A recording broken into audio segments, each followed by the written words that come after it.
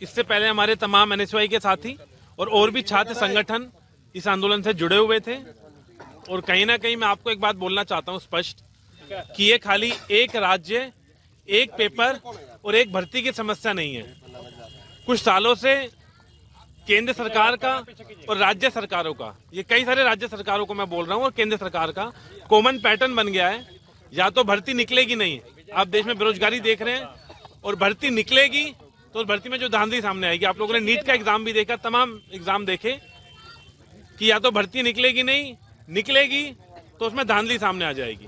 पहले छात्रों को डर लगता था रिजल्ट आने से पहले, रिजल्ट आएगा, क्या रैंक रहेगी, क्या रहेगी। आज छात्रों को डर लगता है जिस दिन एग्जाम होता है, कि पता लगे छात्रों ने सालों साल मेहनत करके वो एग्जाम देने का प्रयास करा, और एग्जाम से एक दिन पहले, 2 दिन पहले वो एग्जाम कैंसिल ना हो जाए। और अगर कैंसिल नहीं होगा तो एग्जाम के बाद पता लगता है वो खुलेआम पेपर टेलीग्राम पर, व्हाट्सएप पर, फेसबुक पर, ट्विटर पर खुलेआम बेचा जाता है, वो धांधली पाई जाती है।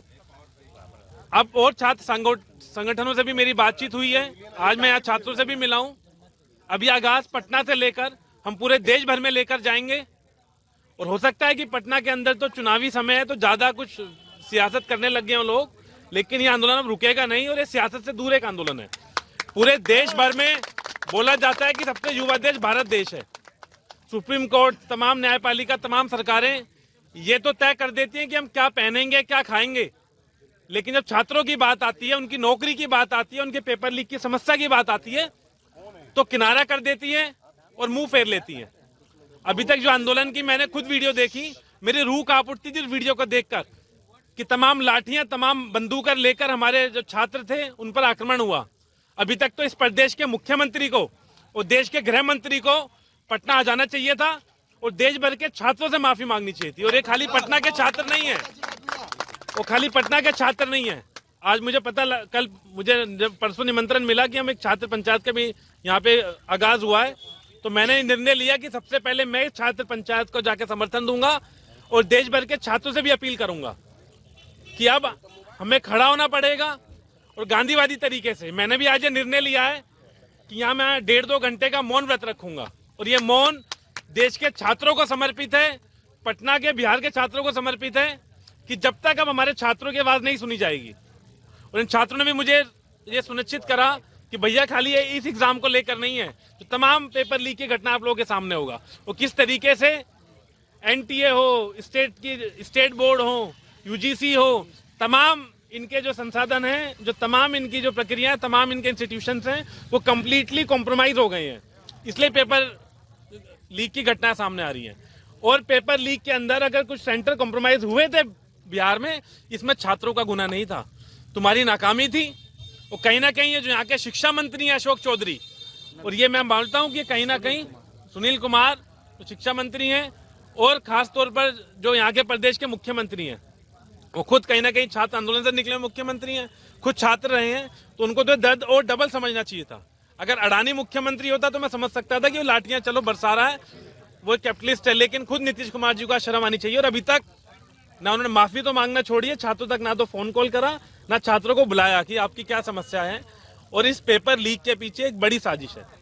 और कहीं ना कहीं ये भी देखा जाता है कि गुजरात के साथ साथ अभी तक गुजरात एक सेंटर बना हुआ था कि पेपर लीक के तमाम तार गुजरात से जुड़े थे, लेकिन अब इस दूसरे नंबर पर कहीं ना कहीं बिहार इस साजिश में शामिल हो गया कि बिहार के कुछ सेंटर्स और कुछ पेपर लीक के माफिया बिहार से नेक्सस चला रहे हैं। मैं नाम नहीं ले चाहूंगा, आपको पता है पहले बार बार किसका नाम आया।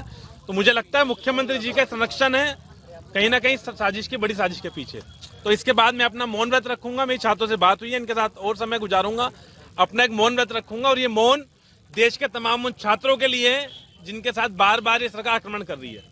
खाली गोली चलाना आक्रमण नहीं होता, उससे बड़ा आक्रमण होता है जब एक छात्र का, युवाओं का आप सपना तोड़ने का काम करते हैं। जब उसका सपना टूट जाता है, उसका भविष्य आगे दिखता है कि मेरा भविष्य अंधकार में है। जब मजबूरी में आकर इधर इतनी सर्दी में आपके बीच में लाठियां खाता है, डंडे खाता है। किसी छात्र को शौक नहीं है आंदोलन करने का। आपने मजबूरन छात्रों को, जिन्हें कोचिंग अकेडमियों में अपने घर पे पढ़ाई करनी थी और एक अच्छे भविष्य रोजगार की अपनी कल्पना देखनी थी, आपने आज मजबूर कर दिया देश भर के छात्रों को। वो सड़कों पर बैठे हैं, लाठियां खा रहे हैं, डंडे खा रहे हैं।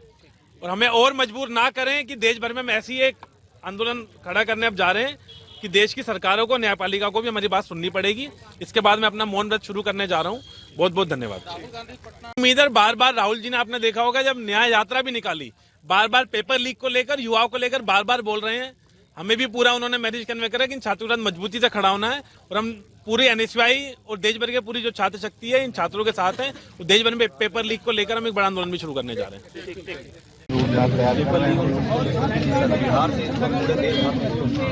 पूरे देश भर में अब कोई बाइट नहीं दे रहे, विजुअल दे रहे हैं, खाली विजुअल बनेगा भैया, कोई बाइट नहीं दे रहे हैं।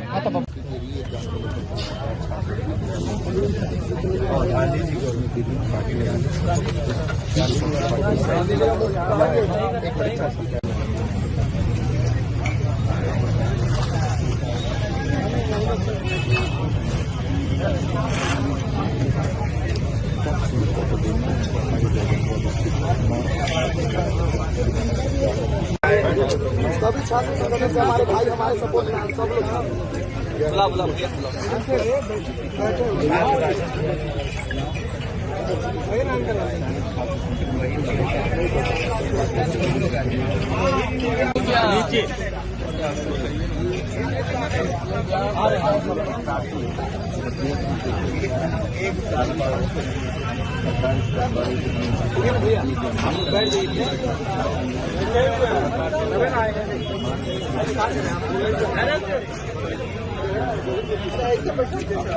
सामने तक